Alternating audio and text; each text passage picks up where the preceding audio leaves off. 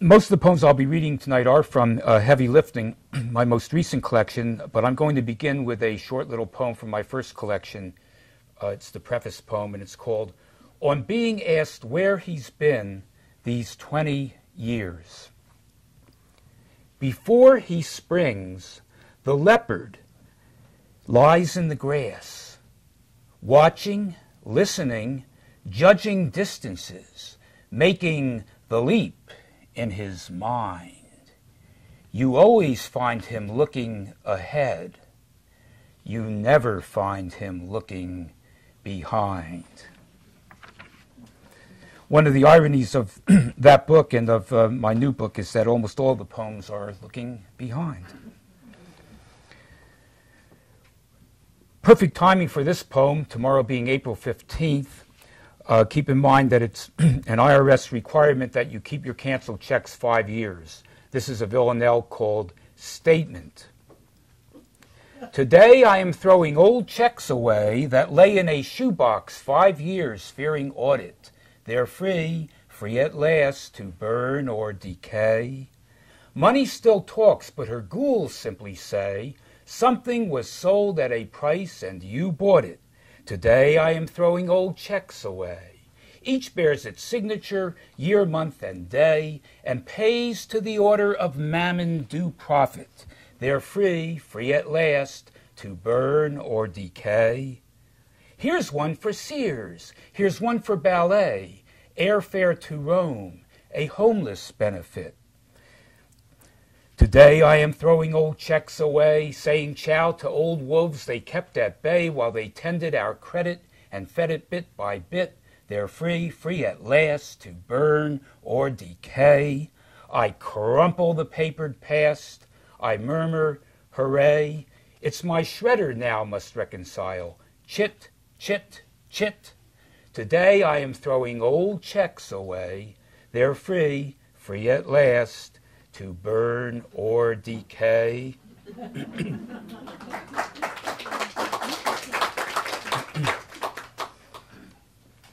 Next to writing a poem, there couldn't be anything better than stimulating another poem. So I'm going to go ahead and read my Melmac poem. And I read somewhere that Melmac, along with Barbie dolls, is one of the most poetic subjects that there is, that there are more poems written about them than anything else. What my father loved about Melmac, that you could drop it on the floor, that you could hit it with a sledgehammer, that you could back over it with a Mack truck, that in this Henry J. world where we rattled along crying for a tucker, here at last was the real thing, that it came in a variety of colors, including maroon, that you could get it with S&H green stamps, that once all 32 pieces were stacked up on the pantry shelf, you'd never have to buy dinnerware again. That at last he could enjoy his kicks or shredded wheat in peace, knowing every bowl on the kitchen table was childproof. That never again would Mom shout, "Butterfingers," nor grieve over china lying in ruins at her feet, nor swear as she cut her toe on an unswept shard. Pharaoh of our New Jersey duplex, Dad dreamed of burial near the Nile with his favorite cup and saucer. Melmac, he said, would last 10,000 years. This poem was written watching TV shortly after 9/11, and it's another looking back poem. It's called Footage. How can you be certain at any particular moment that you've outrun the angry smoke that billows behind you, laden with broken glass, stinging dust, and bits of incandescent steel? We see that the moment has come, but the crowd continues to run. Faces intent on gaining refuge we know is already theirs. Running along with them, a young ponytailed woman in bright red shirt and Levi's slows to a jog, then stops, turns, and amazes us by stepping back to get a closer view. She stands in the middle of West Street as dozens rush by on either side and looks up with wonder at the dragon, safe now, trying to understand.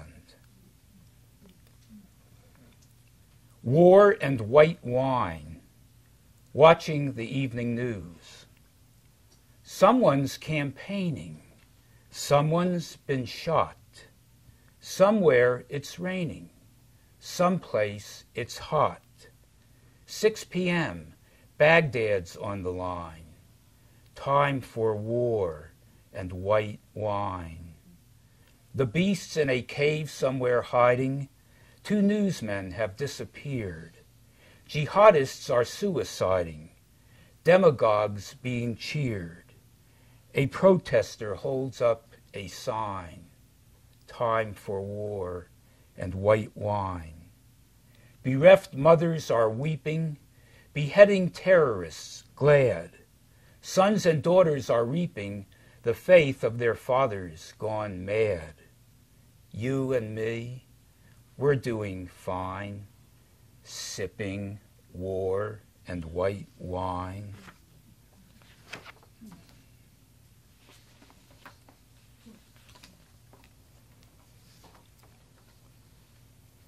You'll hear a little Walt Whitman and a little bit of Emily Dickinson behind this poem. It's called Out of the Cornfields, Endlessly Flapping.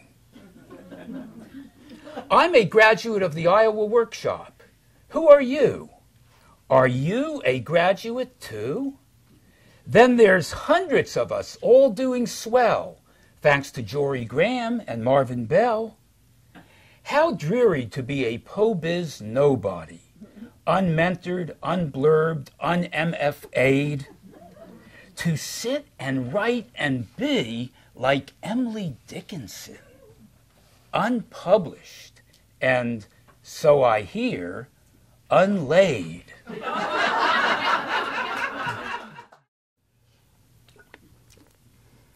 Roll fast.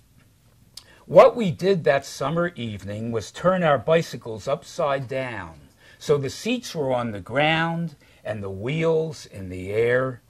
Then we twirled the pedal round and round till our knuckles and fingers were white, and we couldn't make out individual spokes, just a silver blur and an incremental hum as the wheel sang the song of its appetite. What we did next was feed the wheel flowers, flowers not worth putting in a crystal vase, trifolium, dandelion, Queen Anne's lace, flowers that thrived on parental neglect in the unkempt grass by the utility shed, as if to affirm Britannica on weed. Any plant growing where it is not wanted. Who would be afraid of an idle wheel that spat out handfuls of ragtag flowers, already half dead? And the bleeding stalks left a stinging answer on the summer air, perfume we'd count on ever after to keep coming at us stronger than before.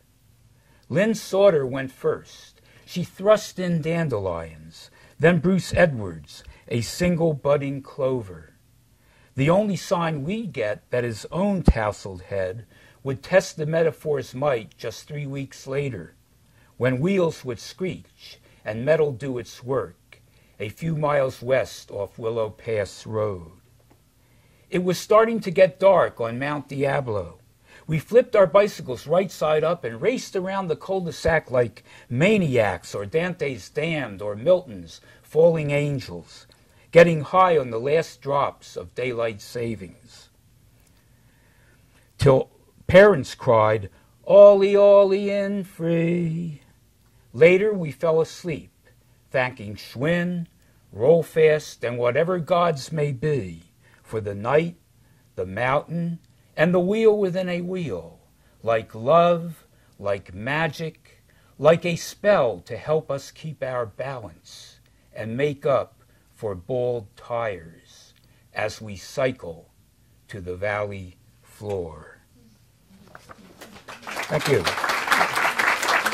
Thank you very much.